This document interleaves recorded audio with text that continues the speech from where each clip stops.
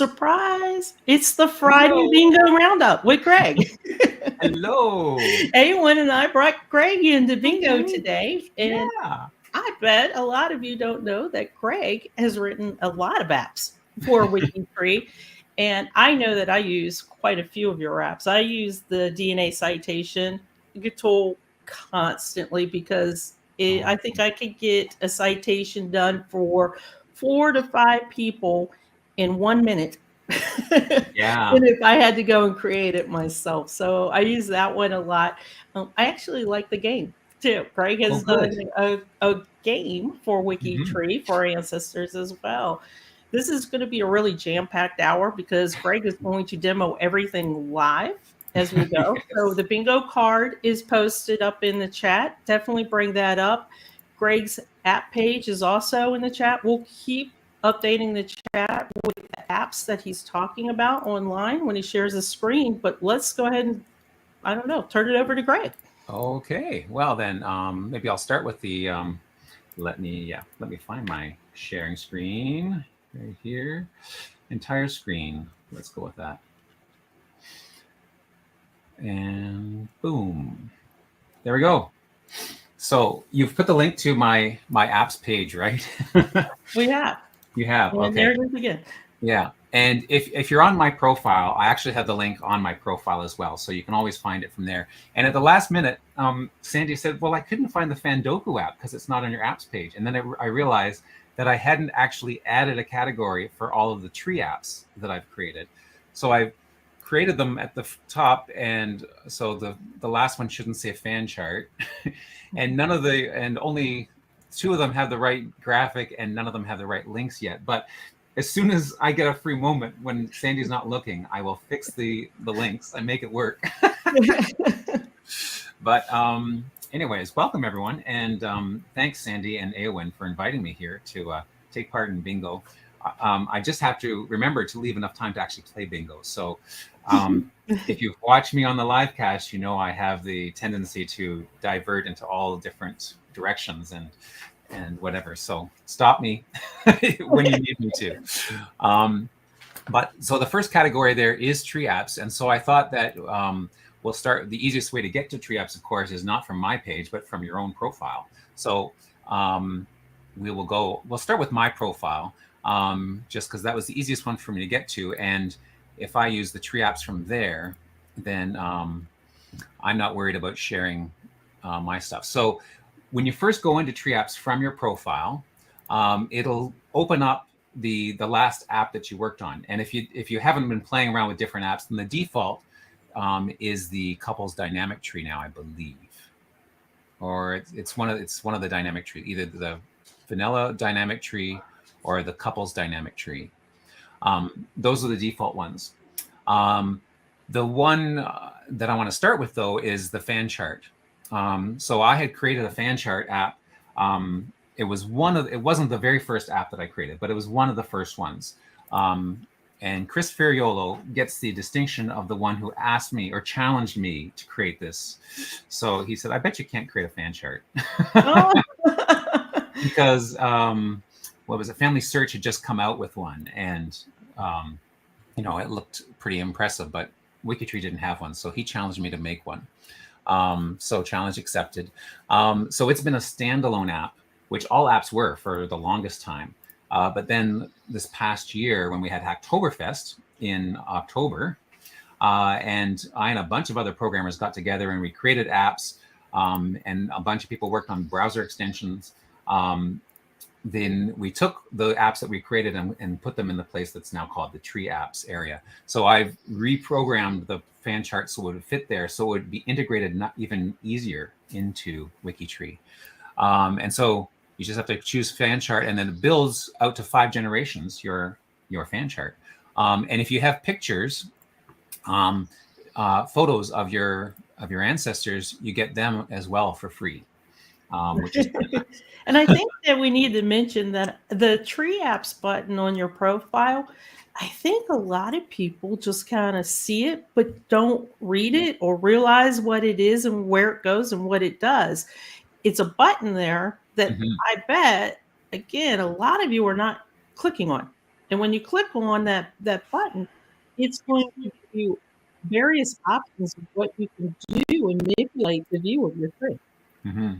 So basically, the idea is it's a bunch of apps that all integrate with the WikiTree, with the tree, and all of these ones take your family tree and explore it or display it in different forms and formats. So this is the one that which is really popular, and one of the one I get most requests about, adding new features to it.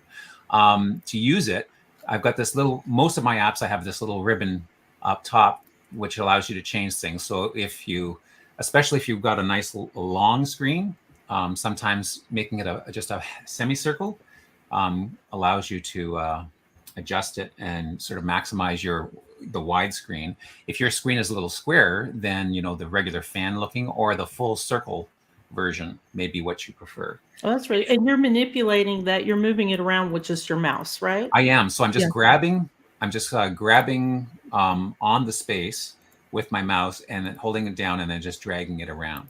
And the other thing is you can, if you have a scroll wheel on your mouse, you can use that to zoom in and out. Or if you've got a mobile device, you can pinch to zoom to do that. You can also use your plus minus key, command plus or minus also in your browser. So there's a number of different ways of, also on my Mac trackpad. I'm not sure if on a Windows trackpad, if you use two fingers and you just sort of slide up or down, that also has the scrolling effect to zoom in and out.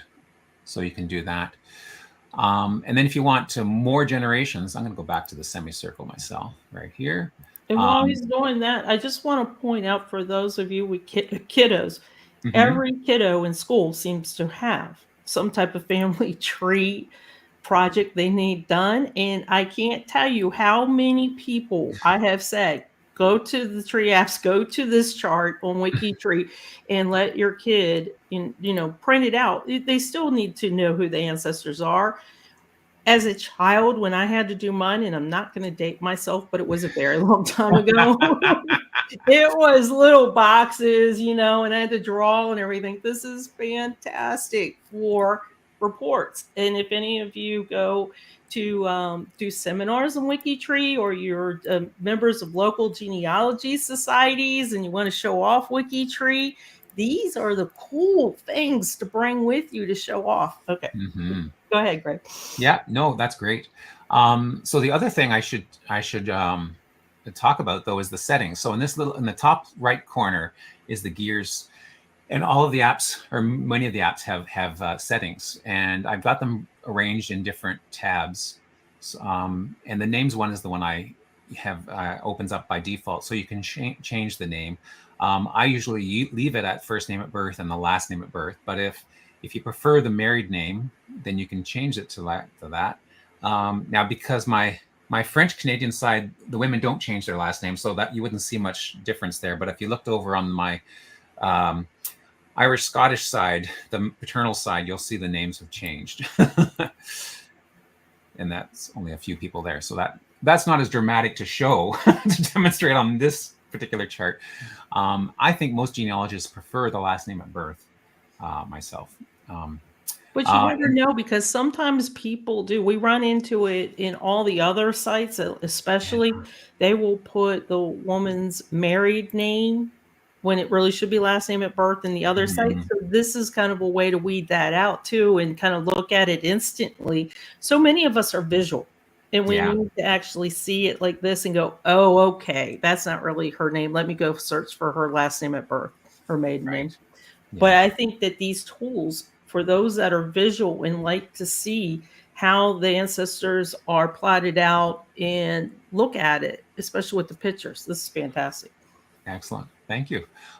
In the dates, you can change how the dates are formatted. You can also choose whether you want to show all the birth and the death dates, or if you just want to do the lifespan, for example, then it'll just show the years.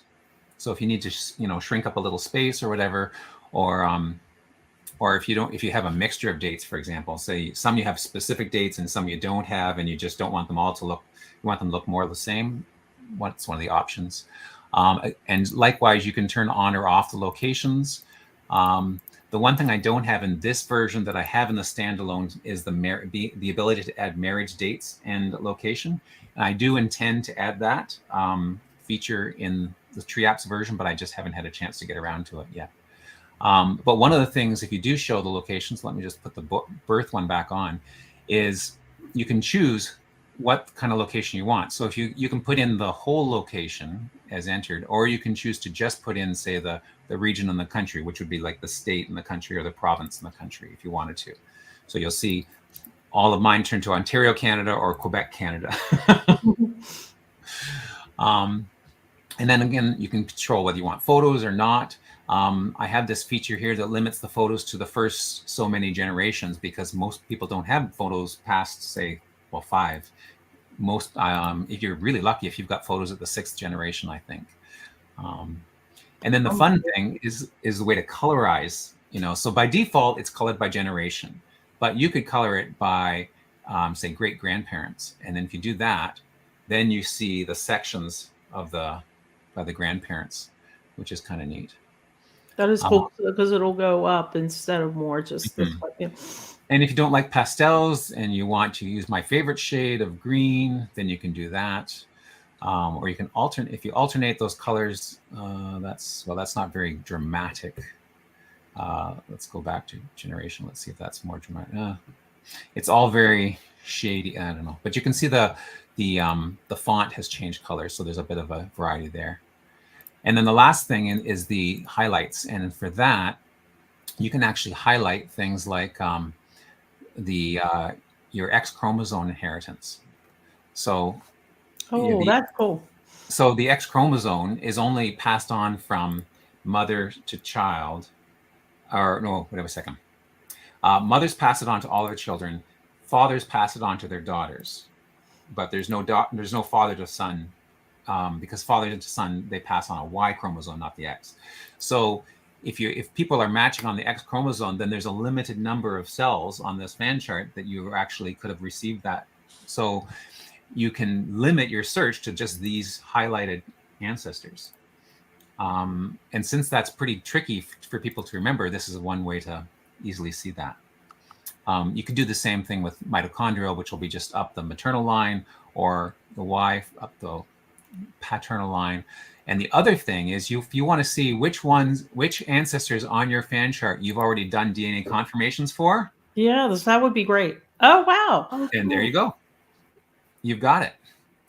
So I've got one great grandmother who I do not have a confirmation for, because she was the first wife of David, and then she passed away. So I don't have a sister of her. Like I'm because of that 2 marriages, and because she only had my direct ancestor, I can't narrow in. I can't find that yet, unless I can find some siblings back here and do it. Anyways, it bugs me because it doesn't look nice and neat. I had no clue this was here. This is also because we were just talking in one of our Discord chats about how we need to start working on our DNA citations. We work so much in getting the people in, and like you mentioned, the dates, the photos. So now that we've got that, the DNA citations need to come next. And I could just do this and click and see who I need. This is fantastic. I did not have a clue that was in there. See, I learned something from you guys all the time. There's always something. That's good. Well, I'm glad. And if you click show all links, let's see, what's that going to... Then if you click on that DNA page from in here, okay, so I clicked on the DNA page. I clicked on this DNA button, and it opens up the DNA confirmation aid for that particular ancestor that I was on. So then you could go straight to that. So if I wanted to see, okay, I really want to know why Martha, and then so this will give me the confirmation aids, and it'll, if there were other people who had done testing, they would show up there, and then I could sort of follow up on that and go for there. But I think that's all I need to say about the DNA or the tree fan chart. Couple other things: the colorizing the repeat ancestors. So if you go out far enough in your generations, you'll see I think I have to go to 10 to get, there we go. When you see funky colors showing up, that means that these ancestors appear more than once in your tree. And that's kind of a neat feature, which is unique to WikiTree. There's no other fan chart that currently at least does that, though. Since it's such a cool feature, I'm just waiting for someone to steal that idea. But you can see, like, if these color, that means that François Papillot and Elizabeth Brisson, they show up somewhere else in my tree. So I'm related to them more than once. And you can turn that off if you don't like that. And you can change the fonts to fantasy fonts if you wanted to. Anyways, lots of cool things. But since we just talked about DNA confirmations, maybe we should look at that app. If you have not used the DNA citation creator maker, you're going to love this. Greg is going to blow you away with this. Saves so much time. And I'm talking as a pro genealogist that has created so many of these from scratch. So many. And I used to have just a little simple template on, a text document, and I would plug it in. It would still take me forever to do it. So I love this. Excellent. Okay. So this is in my list of apps. Where did my apps go? Here. The DNA citation confirmation citation maker is one of a bunch of apps that I created to help create source citations.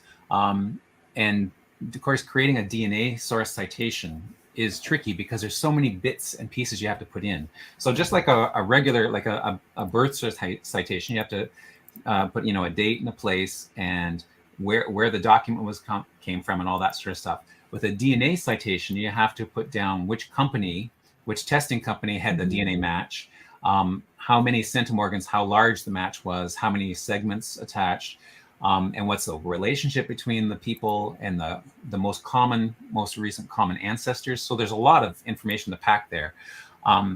So it can get kind of confusing. So I took on the challenge to create an app to sort of streamline that. And basically the way it works is step by step. So there's lots of different ways you can do a DNA confirmation. I'm just going to demonstrate a simple one. So that just means that you have a DNA match, like on Ancestry, MyHeritage, or through GEDmatch. It says that, you're a match and it's third cousin or closer. So I'm going to use an example of myself and my cousin Darlene, who was actually the first cousin who contacted me when I did my DNA match on Ancestry. So she's also a WikiTree member. So you put in your ID and the other person's WikiTree ID, and then you go next. And then it'll go check and see, where in WikiTree are these two people related, and then it builds you a little mini tree. And then you check that to make sure it's accurate, and indeed it is. So Darlene was my father's first cousin. So she's my first cousin once removed. And pause for just a second. I want everybody to understand that if you had to create this from scratch, you were spending a substantial amount of time not only going and digging and trying to match, but WikiTree has given you a little bit of tools as well to help match this. You just need to make sure that, like, somebody could add Mickey Mouse and say it was your brother. So you do need to make sure that these people are real people and that they are connected correctly. But then for you to use Greg's DNA confirmation that you see here saves you so much time, because you would literally have to go step by step by step and create text for each, and you have to match those centimorgans and which testing agency, as you said. This is a lot of work. So now when Greg clicks this button, you're going to be amazed. Thanks, Sandy. Presto. Yeah. So I hit next, and there is another step. You have to answer these 3 questions in the affirmative, because first you have to confirm that your relationship has been matched through traditional genealogy, that there's sources for all of those. And since they're on WikiTree, you can pretty much assume that's true, but you should double check it anyways. And has it been confirmed by a DNA company? Yes. And does the relationship, the matching company match what the genealogy, the family tree predict? Because if they are out of sync, then you can't confirm that match because there's something wrong, right? Or there's some other relationship that we don't know about. Okay. So as long as those 3 criteria are correct, click yes, yes, yes, then go to next. Then we put in the details of the company. And I try to make it as simple as possible so you can just drop down. We're actually both on GEDmatch. And you can see all of these things were filled out in advance because I tested this before, but you just type those in. And if you are in GEDmatch, and you can put in their GEDmatch kit, and there's her GEDmatch kit number, then that information actually will get added to the confirmation as well. Then I click next, and this is the magic. This is where the magic happens. This is amazing. Look at all this. And he's not just giving you between him and a cousin. He's going to give you the extra relationships as well. Right. And I just can't tell you how much time saver. I do want to pause real quick. For somebody to go into a WikiTree profile and click that option that says confirmed with DNA, and if you do not have a DNA confirmation statement, it will throw that profile into error. Just saying, hey, I know because, I grew up with mom and dad and my brother, so yeah, we're DNA. Please don't make that assumption, and please have a DNA confirmation statement. So what Greg's done is he's made it easy. If you have testing with cousins, brothers, mothers, fathers, who your own descendants, this is a way that you can use this, but you cannot click confirmed with DNA on a profile unless you have a statement. Yeah. So the very first one will be the statement that you would put on. So because I put my name first in the thing, so this would be the statement that I would put on my page, my profile page. So I would go to where were we here? Yeah, I would go to William Douglas's page, and I would add this citation, and there it is right there. And so I can put a copy button, which will copy it automatically to my clipboard. So easy. And then I can open it up. And in fact, I've even I've put a link directly. So if I click on that, it's going to automatically open up that page. And all I have to do is go into edit mode. And now, because it opened up in a new tab, I can always go back and see what the instructions were. I've put the instructions in words and pictures. I tried to make this as simple as possible because it's not a simple process. It really isn't. In DNA, sometimes when you mention just DNA, people check out. Yeah. They're like, I don't get it. I don't understand it. Yeah. So he's making it so you can get it. That's right. So I mark the relationship as confirmed for both the mother and the father, which I have. And then I go down, and then I add that citation, which I will go down, and then there's a DNA section under sources, and I put that. Now I've actually already done this, so there's already a citation there. But what I haven't done, so then Sandy was talking about bonus. So if you remember the mini tree that we had, and actually I can just go back to that quickly. Let's go back to that mini tree. So I have confirmed, I've confirmed this relationship here, basically, or this relationship right here. Now I can, because of that DNA match, and because I can actually confirm every step in between all of these. So I can confirm myself to my father to my grandfather to my great-grandfather, and then him down to my great uncle to my cousin. So all of those people can be confirmed with this one test using this one app. So now if I just have to zip back through all those other places. Yeah. Oh, right. And let's do that. Okay. So now all these bonus ones, I'm going to show those ones, and I can grab those. So one I didn't do is, let's see, I haven't done this guy. So let's go Rob. So if I go to Rob's, if I copy this, and I go to Rob's,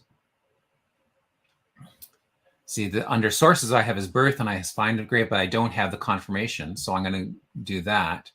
And it said that I could confirm both his father and his mother. So I'm going to do that, confirmed with DNA.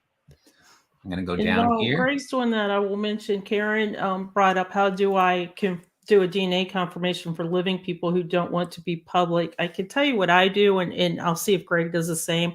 I use their initials. So, like, instead of Sandy Paddock, I would do SP and use that as the DNA confirmation instead of the full name or the link to their profile. Is that what you suggest as well? Yeah, that's what I would do too. Now, because Darlene is a WikiTree member, Yeah. then I'm okay. And I know Darlene. I'm okay with having her name there. But if she was not an active WikiTree member, then I would definitely just use an alias or her initials. So there you go. So now he is now confirmed with DNA. And because he has that statement there that traces it back, how he's confirmed, because this will also say Darlene's and Greg's information, it will trace back. So there is a way to follow the breadcrumbs, per se. Yeah, he can go ahead and click that option for confirmed with DNA. Yeah, that's right. So you can see then that because the confirmation also includes how we're related. So it's Darlene and Greg, first cousin removed. It talks how we're related to the most common ancestors, the grandparents of Darlene and the great grandparents of Greg, like all of that information there, which you would have to have crafted yourself, which takes a while. And I will give you an example. I have 6 half brothers, and only one of them is on WikiTree. The other ones are not. And so what I do for those, I use their ancestry tests, and I only use their initials, and I list them as a half brother. Some one of them, I think I even got lazy, and I just listed the first initial of their name and stated the information was from Ancestry. Greg cannot, this tool cannot go into somebody else's profile and start doing DNA confirmation matches as if we were in that profile. Yeah. We're working from our profiles and from open profiles. I believe, was that great uncle? That was a great uncle, yeah. Great uncles that were open profiles. But to actually go into Darlene's profile, Greg or this tool cannot do that. What can be done in that instance is if you do have a DNA match, you could either reach out to them via WikiTree through the private messaging, leave a comment saying, hey, I have a DNA confirmation. Can I send it to you? And do it that way as well. But this tool doesn't go into other people's profiles per se that are locked or living. No, it gives you all the data if you have access to that, or you can, and again, you could copy it, email it to them, or send it to them.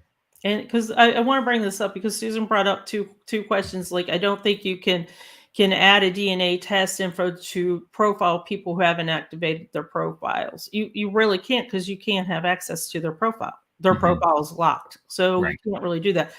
If they did add their DNA information on their profile, then it will also show on yours if it's matched. And that's where Greg's pulling the information for this tool. So can you add the test info to the profile of someone who's never added in onto WikiTree? If they've never logged in, then they don't have their DNA information. So you're pulling it from somewhere else, like Ancestry. And if, say, a good example of this would be they're a guest account that's never signed the honor roll, or the honor roll. Boy, I've got school in my mind. The honor code.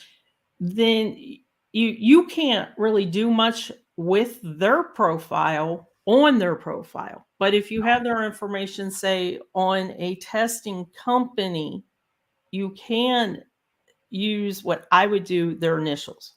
I don't think I would link to their profile because they are a guest. They haven't completed their WikiTree membership. Would you agree, Greg? Or yeah. And I had added this extra customized citations, which I wasn't going to go into, but you've led me right into it. So for Darlene, like, I could use your current name and then I have a choice to whether to link to her profile or not. But if I just wanted to use an alias and no link, then this is what it would look like. So that's what I tend to do for my half brothers. Now, we'll say this: my half brothers, they all know where I'm at, what I do, and they don't have a problem with it, but I do. because it's not my DNA. So that's why I use their alias instead. Right. Now, no, I should say this. I do have one half brother that I fully use his name. I've talked to him with it, and he said, yeah, put it out there. It's And fine. for those of you that are familiar with me, this is the one half brother that is absolutely positively convinced that he is the reincarnation of William Wallace. So that's why he wants his name out there. Okay. Oh, that's So interesting. you never know. So Yeah. okay, so if everybody could bring up your first bingo card, we're going to go into that. And while you do that, we're going to do a little housekeeping and ask some questions here. So Okay. Joku says, what if the prediction's slightly off, like second cousin versus second cousin first removed? Well, because DNA is so random in terms of how much is distributed, there is a range. So if the testing company, says their best guess is second cousin once removed, but you really are second cousins, as long as it fits within that range, then it's generally okay. Okay. And everybody would like separate training videos for each of your apps. So this will keep you busy over the summer. Well, the good news is I actually do. For the DNA confirmation app, if you scroll down to the bottom, there are how-to videos. I've actually got 5 of them there. Fabulous. So Peter Roberts helped me because he's been one of the biggest testers and advocates for this app, along with Mags, of course, and John Kingman is also huge in DNA and has been very helpful. Are. And if you see them, there's a DNA question on G2G. Those are the kind of the standard people who will go in and help you answer some of those questions. So go all the way down to the bottom of the DNA confirmation tool. Yeah. I've dropped the website here in chat too. Real quick, just go back to the fan chart quickly. Oh, sure. So if you get those repeats, can I assume, and I will tell you, Carol, the first thing I said is I'm going to see a lot of these repeat colors in my Appalachia charts. Oh, yes. Can I assume the shared ancestors that you have are the E word? Endogamy, yes. Oh, yeah. My French Canadians, when you get back after this, it's exponential.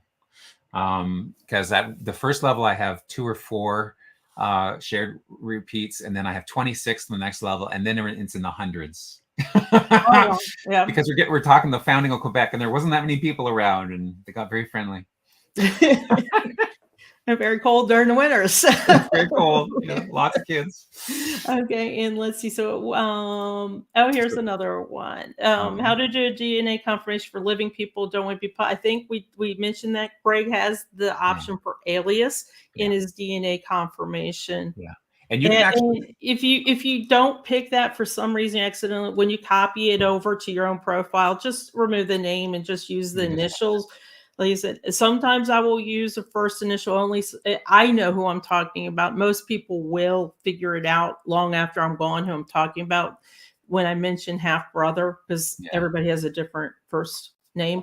You can use, 3 initials if that makes it a little easier. I know some families like to name their kids all names that start with J's, for example. So you can use the middle initial and last name if that makes it easier, last name initial. Yeah. So one of the things I built is so you can put in the alias from up front, and then as you go through, it's going to say, well, who is, how are we related? And then so you can find it from there. And then in Joku, this is exactly what I do. I just use the initials, and they are and I assume that yours is too, living individuals. Yeah. And one of the recent things I did is I allowed you to actually put drop down so you can actually drill down. The alias there. Yeah. And keep in mind that once this is done and completed and you copy it over to your profile, if the person that you're working with, like Darlene, is living and on WikiTree, reach out to them and let them know, I already got the confirmations. Do you want it? And this is public. It is on your profile as it is. But for me, I tend to handle this in a private email. But it's up to you guys how you really want to do it. And this is a good example with Carol. She manages her brothers, and he's fine with adding his DNA information to WikiTree. Is there a way for me to bring his DNA to my site using his initials? You could confirm it. Yeah. You could you confirm the connection because your test matches his, right? That's what I'm assuming that question is too. And if I can use initials to add my brothers, can you help me, Greg? He just showed you the alias, but if he's on WikiTree, right? Then WikiTree. This drop down will give you the alias. If not, then just copy the information here. Well, it'd still give you the alias, wouldn't it? Yeah, it should. Yeah. So then you're set either way.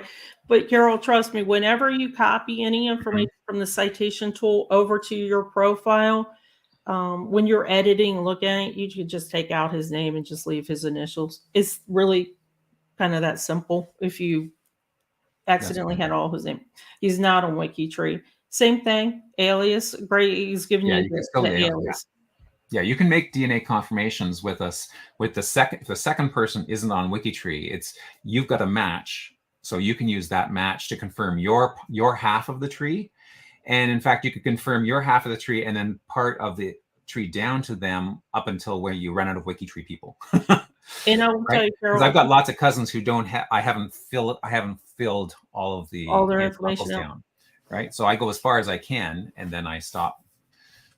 And I will tell you, Carol, again, I only have one half brother out of 6 that are on WikiTree.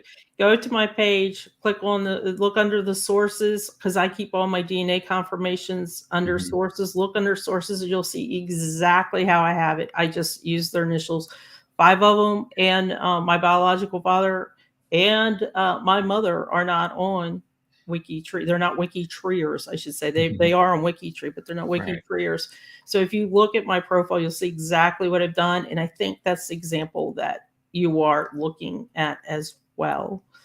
And I don't think it really matters if it's autosomal, if it's Y-DNA, if it's Greg gives you the tools for it all. Yeah, it works the same way, except the only difference is that when it looks for the tree, if it's a Y-DNA, then it only looks on the paternal line. Which is really great because you can't make a mistake and put mother to female. It's not possible. That's right. And Stephen, this is your lucky day. It is the day that you and Mary roll over for the bingo prize. So speaking of bingo, you guys ready for bingo? I think they're ready. Okay. Let me bring up my bingo. I'll share my screen, Greg, and then we will get started. Now, Greg came up with these words. So he gets to explain them. I have to explain them. Yeah, I was going to say, why are those words there?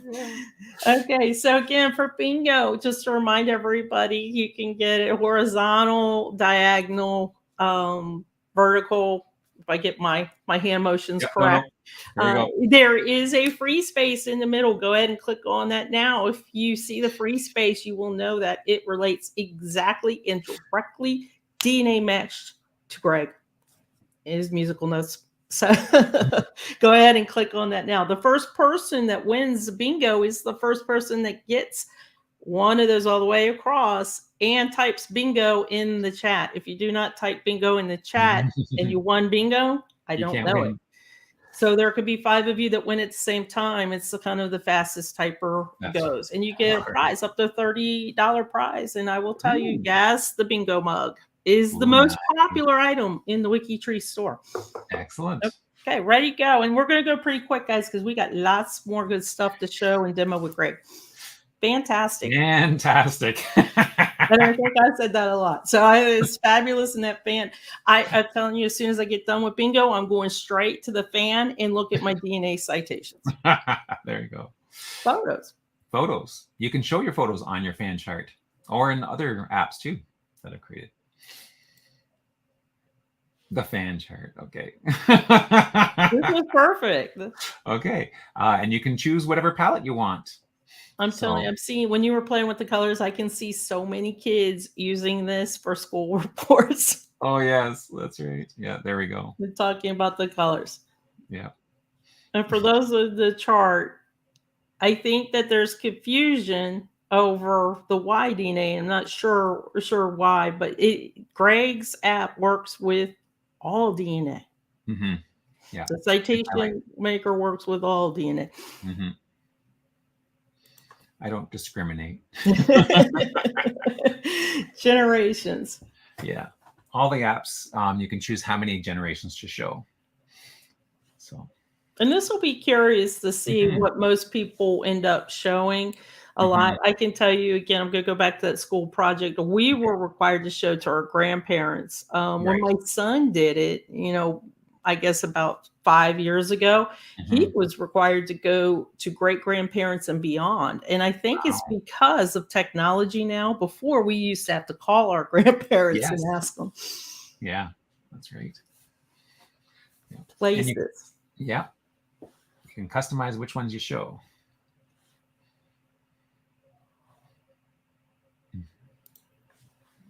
And talking about Y-DNA, I Yeah. think we've exhausted. So just so everybody knows, the cool thing works with all the DNA citation maker works with everything. And for Y-DNA, it will force it through the mail line, which would be correct. That's right. So you can't make a mistake. I cannot add my father's Y-DNA on my profile. It is impossible with Greg's citation maker. That's right, yeah. So the central person is the person in the middle of the fan chart that you grow out from. And sometimes I use that in the help or in the describing it. So if you see that word, that's what it means, the one in the middle. And we can change that. Yeah, you can change the person in the middle, yeah. So standalone refers to apps that are not part of the tree app system. So they are on my index page and the ones that I started with, all apps used to be standalone. And you can get to all of the standalone apps from there's a menu item now under Find Apps. It'll take you to the apps, the standalone apps. The alternating colors option allows the colors and the fonts to change colors so that you can more easily distinguish colors that are close to each other. It's like the shades of green, as you saw on mine. It was a little harder to distinguish them before until I put the alternating colors. And that was very interesting too. That was nice how you did shade it, the different colors. So it made it really nice to look at. Well, that's what I thought. Like my default, I'm hard of color. I'm not colorblind, but I have difficulty distinguishing sometimes shades that are close. So my favorite color palette, I call it garish. Bright reds and yellows and greens, and which just looks primary. Yeah, big primary colors. Think 6 Doctor Who coat. Yeah.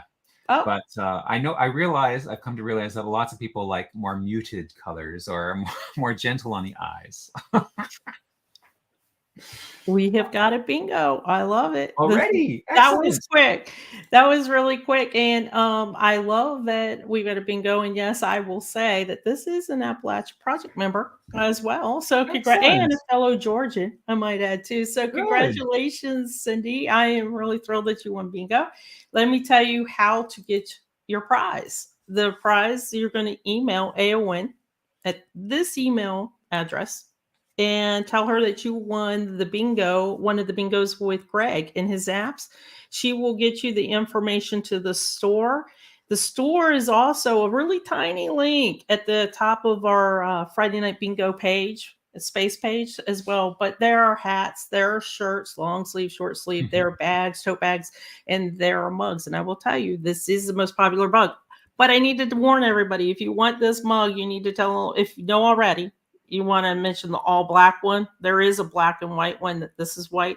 So you want to mention the all black one. If that's what you know, if you want that already, go ahead and send that information to her and she will get you hooked up. And I understand too that the prizes are getting to people a lot quicker as well. So congratulations, Cindy. Now we've got one more chance to win bingo. So I'm going to let Greg share his screen again. And what are we going to visit now? Okay. Well, do you want me to show off one of the other citation makers? I think it's handy because I know that we have a lot of people in here from Italy project, the England project, and also a couple from the Canadian project. So I think it would be handy to show this. Okay, super. Okay, then. Well, so this is my grandma Clarke. She was in the in the 1921 census. But I just found her last week, basically, because, well, the June 1st was an exciting day for us Canadians, as you may or may not know, because the 1931 census was finally available for us. It just amazes me because I know everybody's so excited about that, and I'm like, we already had our 1950. Yeah, I know. You had your census last year. Yeah, and you got 1950. I can't believe you guys are so far in the future. I know. I know, but the Canadian rules is that you have to wait 92 years for our census. So, man, bummer.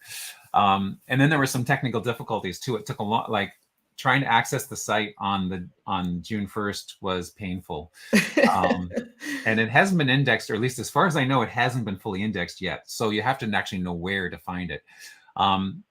But in advance of that, I tried to find my grandparents in 1921, and I couldn't find them. But I found them because when I found them in 31, and I did, you do the trick where you find neighbors. Yes. And I found my other set of grandparents. Well, I found both sets of grandparents in the 1931 census, and they were on the same. They were only 2 pages apart from each other. So I thought, well, if I find my McIsaac grandparents in 1921, then I just go back or forth a few pages, and sure enough, I found them. And they transcribed their name wrong, Clarke instead of Clarke. And I tried different combinations, but I never thought of trying Clarke. Like an A and an E, I thought looked pretty different, I think so too. But anyways, so if you've got the census here, now this is not one of the ones that the Sorcerer app or the Sorcerer extension creates a citation for, and you've got Rob coming on later to talk about the Sorcerer app, right? Yes. So it is amazing, and if you look back at my list of apps, I've done a number of apps that help with creating source citations, just because I don't like to create them if I don't have to from scratch. I got spoiled by using Family Search when I first joined WikiTree, where you click a button and it does it for you. And then I thought, why doesn't every site do that for me? And I will tell you that I have been a long-term user of your Ancestry one. Before Sorcerer came around, Greg's Ancestry citation maker was the only thing I used. Oh, thank you. Well, yeah, and you know what? I myself don't use this anymore. I use Rob's Sorcerer. I do because too. It works wonderful. So, I mean, this still works, I think. I had to change it. I had to change it recently because there was something, they changed the template or something like that. But I would recommend using Rob's Sorcerer app and not worrying about this one. But there is no one for the Canadian census. So I created one for that. The Antenati one I created for the Italian website, which looks like this. So you go on to Antenati and you can find the actual birth. Like, look at that, the actual transcription in Italian of the birth record. That's amazing. Which is really cool. And so you can create a source citation for that as well now with my Antenati app. And just recently I was doing some work on the, so for a friend, tracing back her Irish heritage. So I created a source citation for some Irish sites. Now, Rob has just added 3 of those sites already to his source citation. And I was going to do that. I thought, well, maybe I can figure out how to do a browser extension, but then he beat me to it. So I don't have to. He literally just added those. I know he did. Anyways, that's standalone before he did it, and now his version probably does better than my job does. But anyways, but I'm going to show you how to use the Canadian source one with the 1921. So for mine, so I open it up here. I could open it from there. And this is interesting. Susan said that she has sometimes difficulty with the Sorcerer app.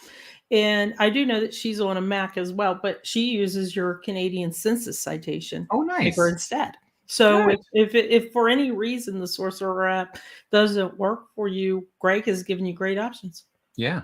So the way my app works is you have to fill in the top 2 things that are in the tan area. So the URL right up on the bar there. Is that, should I make that larger? My screen larger? About 150, 175. There you go. There we go. Okay. Of course, it doesn't make the URL bar any larger. At the top. Put your cursor up there, copy that, A handy trick is Command L on the Mac or Control L on a Windows machine will automatically go up there and copy that, or highlight it anyways. Command C to copy it. Then you paste it over here in the URL. Then go back, and then you put your cursor in the middle of the page anywhere. You want to highlight all of the text on the page. So Command A or Control A to select all the text, and then Command C or Control C to copy the text. And you go back to the source, the citation creator, and you paste it into this box here. And then when you hit Tab to go to the next page, it automatically parses it and transcribes all that information. And I'm going to actually put in Louisa Clarke was actually her name. The person obviously did not like A's because they got the A wrong twice. And Jen is asking, this is going to create that Canadian census citation. That's right. So I'm going to, all the other information, you could double check that all the other information is correct. But I have, so I don't need to do that. Now, what I could do is I could also put the other household members, husband, Patrick. And I will mention this too. This is kind of, I don't want to call it old school because I still use it to this day. I used it this morning, as a matter of fact. But this is a way that a lot of pro genealogists data mine off census of any type is in using the command keys and copying the whole page as well. So if you're familiar with your command keys, or if you are a regular person who data mines, or if you want to start data mining off any census, this is kind of textbook way to do it.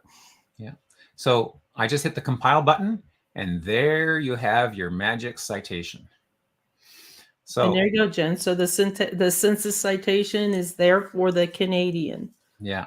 So then you can just hit the copy button, or you just use your own copy and paste. And then we go to, where did I put Graham? Oh, let me just, okay. So I have to jump over to my adoptive side because this is actually Graham and Clarke that I grew up with. So there we are. So I see I don't have her citation, her 1920. Okay. She married and he can just click the edit screen, go into her profile. In 1921, Louisa lived with her husband Thomas and their 2 young boys on the farm in Merritt Township. Paste. Boom. Yep. Done. And one census edit. Now, a lot of people do ask this, and I'm going to answer this now because we are talking about citation makers. Mm-hmm. A lot of people will just put, well, I'll use the U.S. example, 1950 census. And that's not a citation. That's not a source. No. The 1950 census has too many people in it. I have no clue where to look.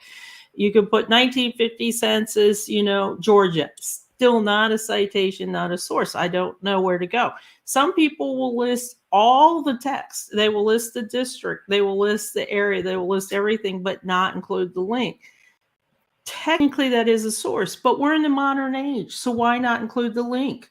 And that's what Greg's citation maker does. And later on, you'll see that Rob Sourcer does. It includes all that information and a link. And if you are researching a Canadian profile and you just see the information but not a link, guess what? You're going to have to go fish. You're going to have to go search and dig. And like Greg mentioned, he had to do a little extra because the name was spelled wrong. But especially when names or locations are spelled wrong, if you include a link, it takes you directly there and you can match it up. So as a researcher researching this line, this citation is beautiful. It's just perfect. Thank you. Thank you. Well, and I've actually added 2 links, 2 for the price of 1. So the first one is if I'm holding down my command key so that it opens up in a new tab so I don't lose the original page, is that an information page that I showed you before, right? Great. And the second one is the actual link to the census page itself, the original. So now you can see who her neighbors are, who the people are in the family line. Like right there. See, that's clearly an A. Clarke. And that's clearly an A at the end of Louisa. It does look It's like an clearly. AOE. And I think you picked the perfect example because it's misspelled, you have the link, so not only can you see what the transcription was on the pretty blue page with the maple Mhm. leaf, but you can go straight here to the actual document and see it. I Yeah. just think it's fantastic. Thanks. Now, I'm not going to go through and do the other one for 1931, but in 1930, for the 1931, until it's indexed at least, if you know where to find your ancestors. So I'm going to show you exactly that same family,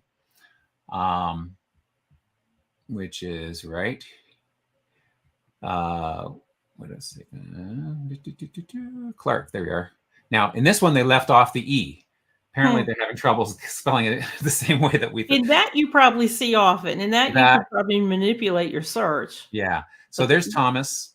So yeah, there's Thomas, family number 6. Thomas, my grandfather. Rose Louise.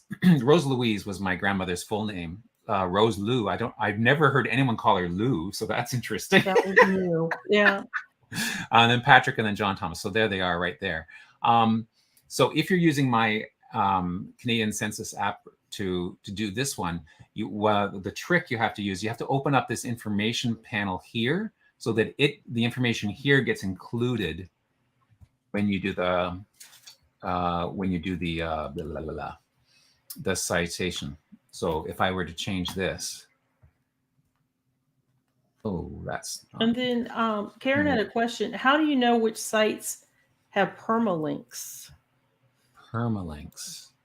So I would say that I know what she's asking, but it's kind of hard to explain it because I know that family search will change sometimes their links, and we have a database in the state that all my ancestors are from West Virginia. They have a huge data mining of things, and they change their links, all of them. And I would have told you 100% they were permalinks. I would have fought to the death that they were permalinks, and then 2 years ago they changed them, and now they're all broken. Every link is broken. So I don't know if we know for sure, but I don't think we do a lot of assumptions for some of the major data sites, like the Canadian Census or like the Family Search. That's the only thing I can think how to answer that. That's right. Yeah. Like, I think the Library and Archives Canada has been very good about making sure that they never reuse the numbers again for any of the individual census pages. And I think that's probably something they will continue to do. So I would suspect that those links are fairly permanent. Now they're changing the servers. So the first part of the URL might change, but that can be if it's a consistent one, that can be changed with EditBot, on WikiTree. Yeah. And I will say this too, there's been a couple instances recently I noticed that EditBot has somebody has let us know of the changes, and those have been picked up, and he programmed them in EditBot so we wouldn't get tons of profiles in error. So if you notice something like that, like a permalink that is just broken from an organization, a company, something like that, post it on G2G. And people will check it out and look at it. And Alessa's pretty much on top of all that stuff. And I see a lot of people are doing a lot of different things. Some people will just post a link. Some people will just post the information. Some people will post both of those, and also the date of access. All good answers. The correction of typos, that one, I usually post the source directly as it's given to me from Greg's Canadian Citation Maker or Sourcer, and then I do a little note and I put the italics to say what the name is. Sometimes if it's really, really wrong, I'll do research notes. Greg mentioned also that Lou was a new nickname to him. Sometimes I will put that in a research note so it pops out. You have a lot of flexibility with WikiTree, what you do with these types of instances where new names or different spellings come up. And we have a lot of immigrants that come over to both Canada and the US. So, those are research items to me. That's right. Yeah. Now, if you've got a nice fulsome source citation like this one, where it gives you like the district number and the location, then even if the links change, you've got enough information about where to find it, right? Because you can drill down in whatever new structure it is. I just wanted to say here, and I've typed it in case people are watching. If you're using the 1931 census, because it hasn't been indexed and that information isn't on that information page, I've given you empty fields to fill in the person's name and age and the line and the family number. So then that will still create the same fulsome source citation, but you have to do a little extra work yourself to fill that in. But that's still a lot less than creating it from scratch. But that's really great, because I can tell you that the 1950 census was not indexed for a very, very long time. A lot of us were going to the NARA site, and we didn't really have the ability to create a citation nice and packaged like this. And if we would have had these forms, we could have put it in, because it took quite a bit of months for census to be actually inputted, indexed properly throughout the ancestries and the family searches and stuff like that. Yeah. Okay, let's bring up the second bingo game, guys. Oh, you guys you're not going to create your own. You're not going to do the surnames. We're going to do that one. Come back. Oh, okay. We're going to do that one. Come back. Okay. We got to leave them with some good things. Sure. And the surnames Greg's mentioning, if you happen to watch the DNA with Mags, everybody fell in love with the surnames. So this is what we're going to end up with, is the surnames and a little bit of Fandugo. Okay, let me bring my screen up. And again, if you're just joining us, the bingo to win: horizontal, vertical, diagonal. And the first person who types bingo in the text in the YouTube chat wins bingo. You cannot have won before unless your name is Mary Sleppy and Stephen T. And I'm not going to try and say your last name, Stephen. I'm sorry, I'm not. So those are the only two that are eligible, because this has been our 6-month anniversary. We were rolling over into our 6th month. We're going to go kind of quick. So everybody go ahead and dab that free space. It is a mathematical problem. And again, if you know Greg, he knows math. I still haven't roped him into tutoring my son in college calculus, but there's still time. Still time. Okay, so unique web. Ooh, okay. So one of the tree apps I've got is called the Ancestors Web. And it starts off with a regular pedigree chart, but if you want to only show unique ancestors, so an ancestor only shows up once, then that's what I call the unique web of ancestors. This copy HTML button is in the surnames app. So when you create your surnames list, click copy HTML, and you can copy it. You could copy it to a blog if you wanted to. Oh, that's really cool. Yes. That would be really great. The Fibonacci sequence is just a lovely sequence of numbers. When we were coming up with the video, let's have some fun with this, and we've got to have some. The interesting thing is, there's the Fibonacci sequence is mirrored by looking at how the X chromosome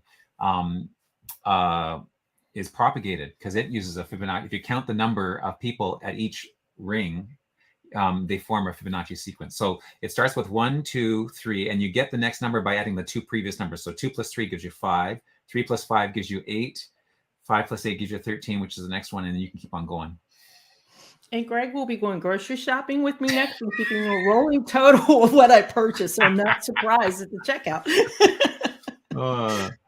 90 degrees gives you those nice straight lines. Also good for making semicircles and other things. So. WASD. In the game of Fandoku, you can use your keyboard to select which ancestor you want to place and which cell in the fan chart is highlighted. And WASD controls one of those, and another 4 letters controls the other. For those who don't want to use a mouse or can't use a mouse. I think we all know who ancestors are, and many of my apps. We all have one. We all have one. Maybe more than that, but we all have one.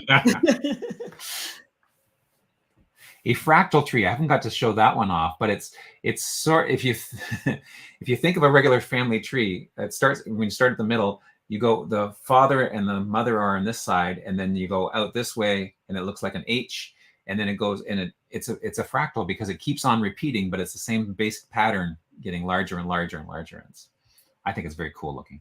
It is, and not to make fun of it or light of it, it reminds me of that ride at the carnival almost. That has Yes, the one the that's thing been. coming out, and it just keeps getting bigger and bigger as you see Yeah, it. that's exactly it. And depending on how you color it, because you can use the same coloring options as the fan chart, you can make it look really funky. Oh, that's cool. Yeah. Ding is a sound you hear in Fandoku if you've completed a level.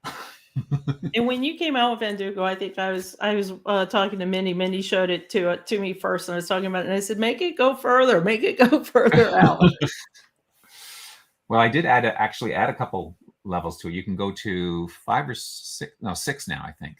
And you think you know your ancestors. Oh. And you think it's pretty ezy, but it's to this day, I'll play it every once in a while, especially on a boring conference call in real life. And I don't know. Oh. So there's that other key combination to move the other. I think the WASD moves the ancestors, highlight which ancestor is highlighted. So, and then the IJKL highlights the place you want to dump them to in the fan chart.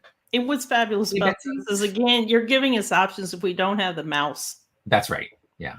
I use the mouse a lot, but someone suggested that the mouse is awkward for some people, so feedback options in the Fandoku, there's different options. You can have it give you positive comments or not at all.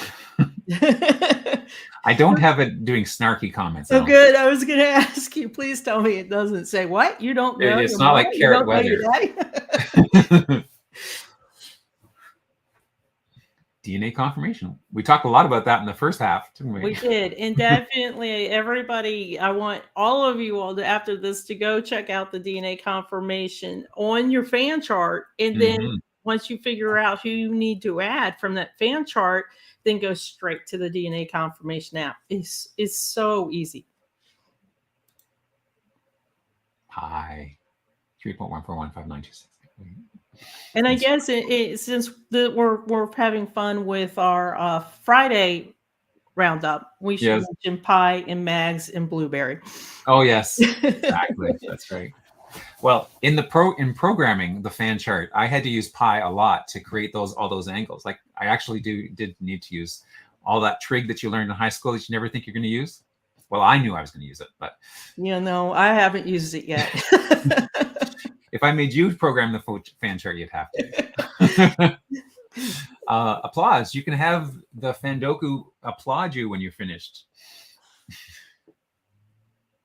And hang on, guys, because after this bingo, we're going to go through two things real quick. Oh my gosh, Stephen, you just made me super happy. No way.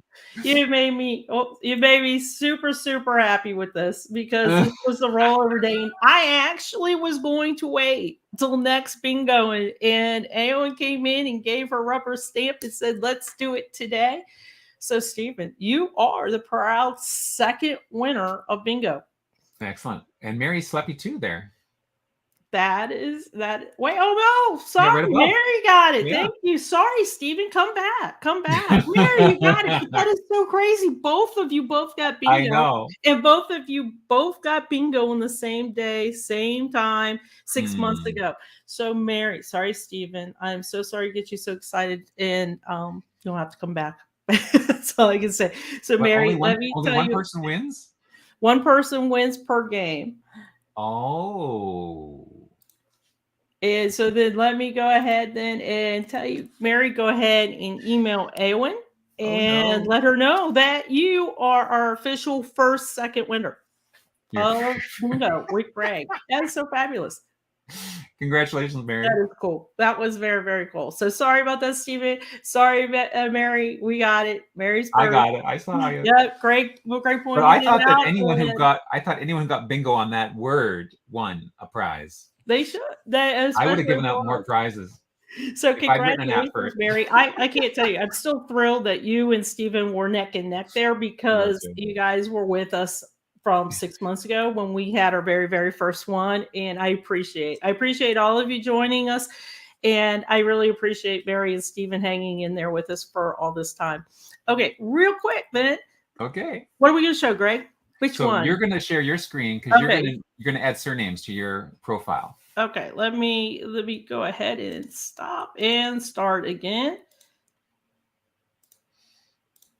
And I will bring this up just a little bit. Okay, so we're going to do the surname generator. And this is what Mags showed on her time with us at bingo and put on our screen. And so many people love this. This has been around. This has been around for a long time. And Greg created it. And it's fabulous. And Laura, I do agree. We'll see what we can do. We'll see what we can do. Okay, so to go to the surname generator, and again, this is going to be on your tree apps. I've posted the link to Greg's apps as well. Just because we're short on time, I'm just going to jump right on over into the screen itself. Excuse me, I forgot to show that particular one. I'm showing my screen and not my window. There we go. Okay, so here's our surname generator. I will bring it up again on Greg's Tree Apps. This is it automatically puts my profile. I want to see surnames in my tree for 6 generations. And I'm going to click this button. Seriously, I didn't have to type anything in. All I do is click. Nice, eh? Now, you look at the top while you're waiting. Oh, you didn't have to wait very long. No, it went like that. But did you notice there were little notes to you? Yeah. just to bide the time while you're waiting so you wouldn't seem so long. And I do want to point out that a couple things with this. Now, this goes back. We're not saying they're DNA confirmed. We're not saying that they're even sourced. All of these are sourced, but this is what WikiTree has. And I have to pause. I'm really a little bit shocked at this. I have to pause and thank you to the Germany project. They actually came in and cleaned up my German line for me about a week ago.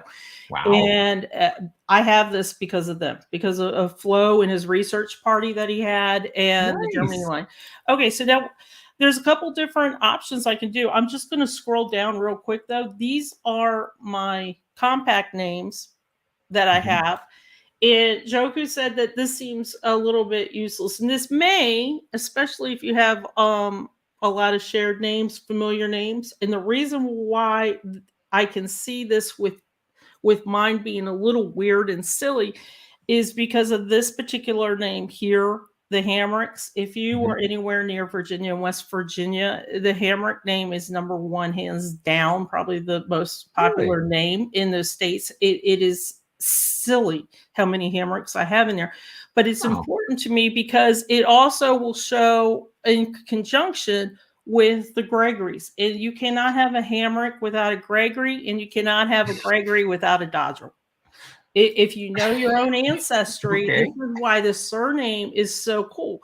So if I have somebody that's not really into genealogy as much, but they know that they have a Dodrell in their name, and they come to me outside of WikiTree or inside of WikiTree, and they say, hey, Sandy, you have this on your page, and you have a Dodrell on your page, I will tell them then you instantly have a Gregory and a Hammock. I know you do. And for me, it makes the search this big down to this to see how we connect. So for me, that's why I like the surname list. It's cousin bait. It's 100% cousin bait for me. And you can have different things you could do with it. I also know it is probably you guys do. You'll know instantly your paternal and your maternal line. But for me, I have a lot of same names that are on both lines. I actually have 2 cousins that are on WikiTree that we share lines from all 4 grandparents of my grandparents. So we can kind of look at this as well and see where we connect. I can make this bigger though. Can I? Can I make this? Well, so first of all, you can change it from black and white to 4 colors, like 2 colors or 4 colors.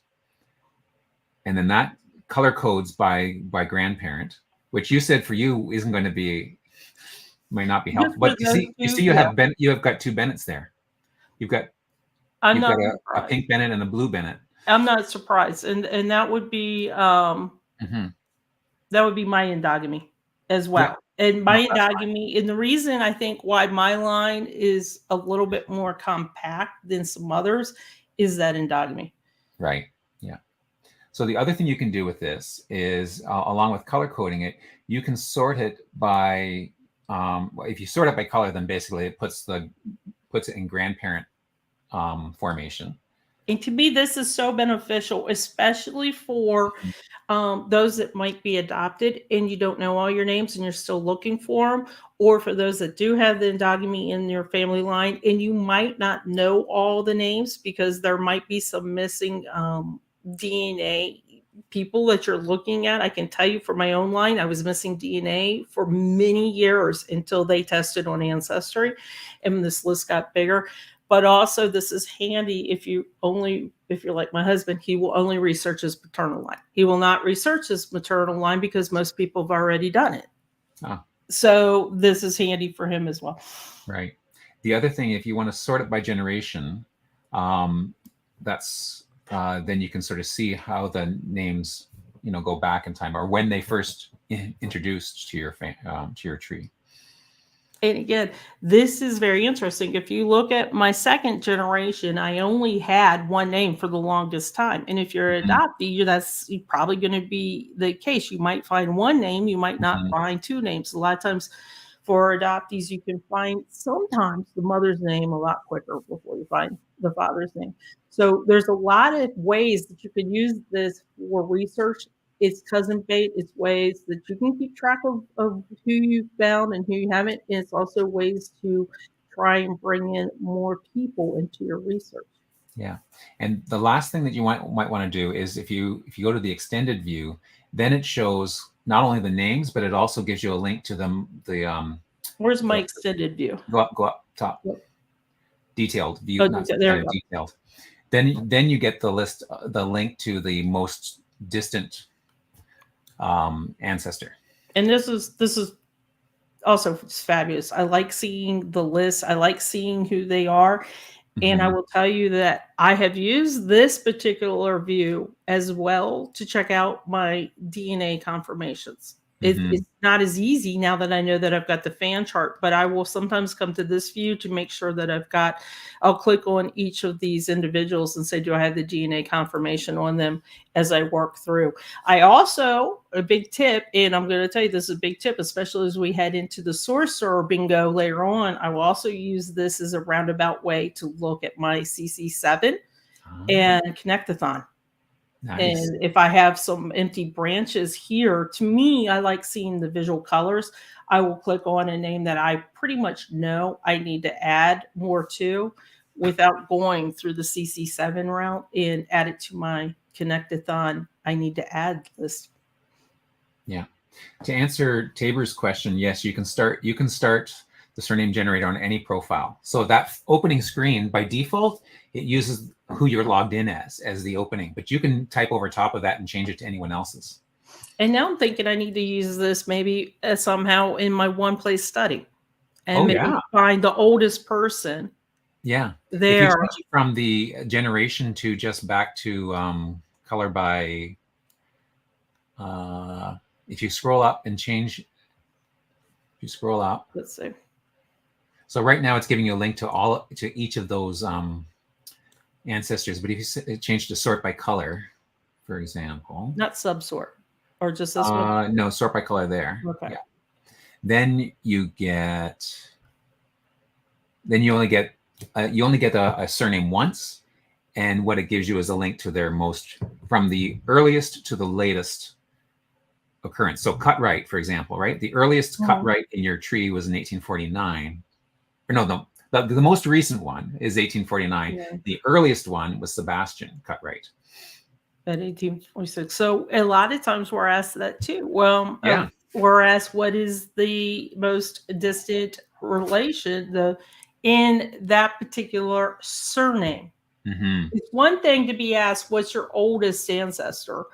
And that has its own complications. But a lot of times, again, if you're researching a certain name, that's where the surname generator is just so handy. And you can find the oldest one that is currently on WikiTree. We're not saying it's the oldest, but it shows us where we've got work to do. Yeah. I think personally, this is the one that gives the most information and I think is the most interesting. And again, I just want to say that we clicked on, look at the orange, we clicked on detailed, 4 colors, and then sort by color to get this. But So there's lots of just different, straight down the line. There's lots of combinations. And then at the very bottom is that magic button where you want to copy it, right? Yeah. And there's 2 of them. So the first one is the one that copies it to the wiki text. So that's what you'd put in your profile.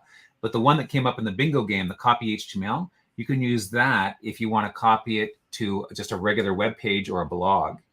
Because when I first created this, someone said, I want to put this on my blog because they have a genealogy blog. So I added that for them too. And I think that's brilliant because a lot of us do have blogs, or we're trying to research with other people that might have blogs listing the names. The Roots Web kind of brings to mind how people start creating their own blogs off of Roots Web, and you might be able to just copy this HTML and give it to them as well. Maybe you don't have a blog, but other people that you work with have family blogs. And because you can copy the HTML and give it to them, you could take out certain sections that you want. That's a manual process off of this. This isn't part of this, but it's manual process off, but it's so easy. It's just, delete it out.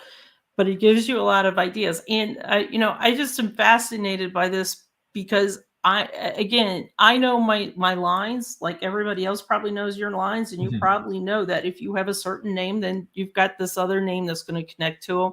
It makes your research easier. It makes helping somebody else easier. And in the long run, you have a connection that you didn't know about when you connect through. Okay, I'm going to stop sharing my screen. We're going to do one quick Fanduku. Okay. Oh, I was going to say you should do your Fanduku with your... I'm going to let you do it because I don't okay. Okay, Fanduku. Okay.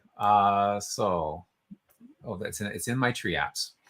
And Stephen, I can tell you, I usually have, especially if I'm watching WikiTree livecast, I have like my tablet, I have my 2 screens going. So I do emphasize for those of you that watch our bingo and only have like a little cell phone, because it is tough to watch us on YouTube and do the bingo card. Yeah, that's right. Yeah. So you want me to do my bingo, my Fanduku? Okay. Like it because we show so much of of US as well. So it's nice because we're going to see a Canadian side. Okay. So I'm going to actually choose. So the way it works is I've got random ancestors here. When I start the game, they'll populate with names, and then I have to put them in the right spot. So I'm going to start like that, and I get 1 for free. Though that's an option you can change if you want. So now I have to figure out where they go. So I know this is my mother, so I'm going to click on her and put her there. And that was my grandmother. There, grandfather, father, Marku, he goes in there. So and there's the dings. And there's the dings, yeah. And if I get Herbert, oh, look at that, wrong one. No, I'm glad you showed that, because then you can see exactly what it looks like if you get it in the wrong position. Whoops, sorry. And remember, he said he did not program in any snarkiness. So no, it's just, it's all for fun. Ones here. But anyway, I'm going to end the game, and let's play it again, but this time let's make it a little more tricky. We're going to go in true Fanduku style. So what that means, what I was playing there, the fan chart was set up traditionally, right? Mm-hmm. Father, mother, father, mother, father, mother.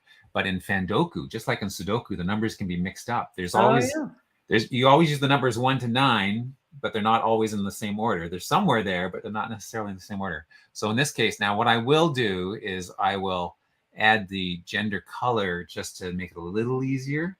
So we'll start with that. So you can see now, if I didn't have the colors, then I would have to know. So I've got Annie Ella Little. I know that that's on my Scottish Irish side. So this has to be the paternal side. So I didn't really need that color hint to know that this is going to be where my birth father was. And he's Dwight. Where's Dwight? Dwight. Why can't I see? Oh, he's the one highlighted. Hello, McFly.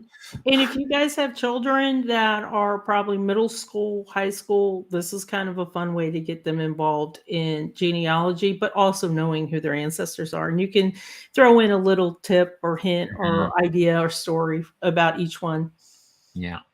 Now, because I've got the color hinting, I know that Dwight's father would go in this blue square here and his mother would go here. But if I didn't have the color hinting, then I'd have to figure out, okay, so which ancestor is in between Annie Ella Little and Dwight Douglas? And I would know that it was his mother, which is Overland. Where'd she go? Margaret. It's right there. And then her father is Caldwell. And then his, oh, wrong one. And is this the same I can start on any? Buddy, or is it just you? Oh, you can start on anyone, whatever up here. So if I put in your, then you can start on anybody. So then if you really want to have fun, start on like your second grandmother or. Oh, yes, exactly. You know, if you're trying to learn that line. The other thing I like doing, I just don't know my husband's lines as well because he doesn't research his maternal line. I don't research his maternal line. His paternal line ends very quickly because of brick walls. I played this with his lines and I failed miserably, but I learned. That was the cool thing. I ended up learning. Okay. And I put a link down in the chat. So if you want to learn about anything that we have shown today and more, we knew that we were going to run a little over. We knew we were not going to get to everything, but Greg has so many awesome and cool apps. And the one that I need to also throw a link up there because I was asked to by a friend, a WikiTree friend, is X-Friends. We're not going to have time to get into it. But if you had one or two sentences to talk about X-Friends, what would you say, Greg? Oh, the X-Friends app. The X-Friends app shows you all the ancestors who you've inherited the X chromosome from. So remember I highlighted that on the fan chart. So all those yellow squares, it'll find all of those ancestors, and then it will go down the opposite direction. So it goes up to the ancestors and then back down, and shows you all of the cousins who have also inherited or could have inherited part of the X chromosome from those ancestors. So basically, those are all the cousins, your X cousins.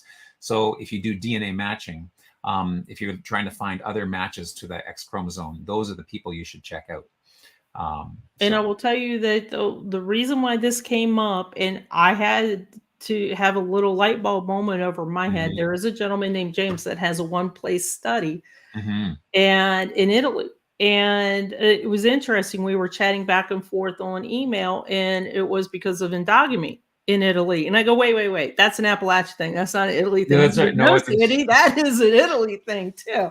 Definitely. So I would definitely want to mention it. So if you do think you have endogamy in your family lines, the X-Friends app is kind of a best friend there to try and figure it out. Can help you out there. Okay. Yeah.